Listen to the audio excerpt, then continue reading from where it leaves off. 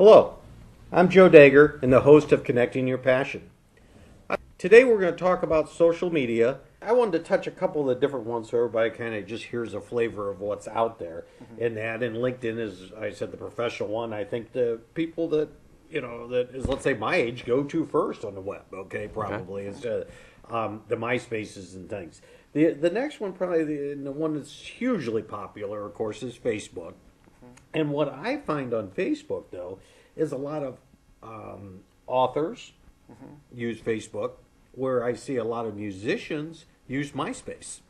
They use a little bit of Facebook also, but they also use MySpace where they post a lot of music. Is there technical reasons it goes that way? Do you know, Sharona? Or is it just the way it's migrated?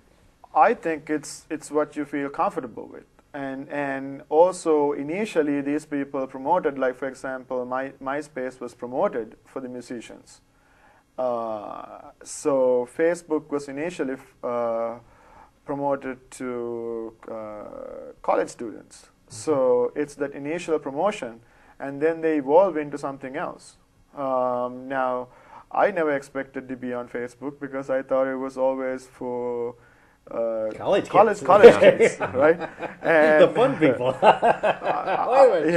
I still don't have a MySpace because it's registered in my brain that it's for musicians. So I think it was due to marketing too, and then the technologies that were behind, like like if you have a MySpace account, you just have video and audio and a bunch of stuff like that. And to me, this was not very interesting until I had a kid. Now I had to put the pictures on.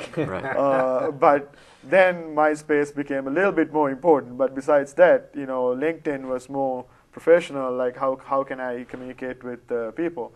Recently, I found another one called Mercantile Circle or something. So that's a good one. So I think more of these will come, and more of these will come together. And I believe in sharing, and I think the more that these sites share, like for example, CNN is everywhere, MSNBC is on everywhere, there's Fox News, those are news media people, and then you being in the radio business, Scott, you guys try to be in there. Now your listeners go into those things, the other things. So that interactive communication is what's driving it, I suppose. Well, the other thing is that anybody can sign up for these things and it doesn't cost them anything.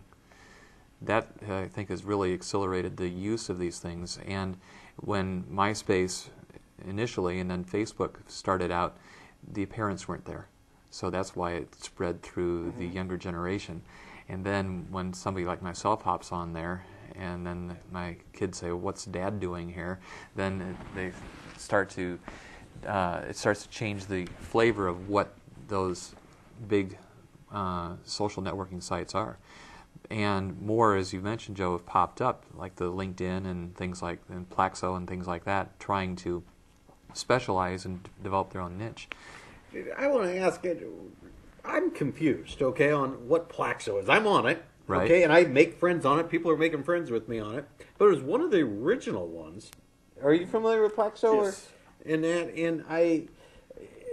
even to me, I'm a little. I join and I do it, but I really don't pay it a lot of attention. I think I got an RSS feed in it or something. But do you know what Plaxo is about?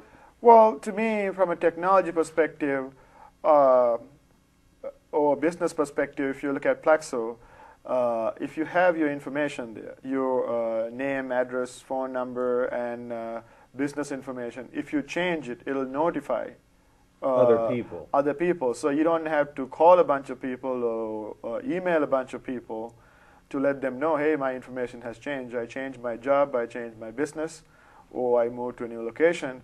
It'll notify those people. But I believe, like LinkedIn and other people have come after that, and they are probably leaning towards adding those kind of tools. Okay.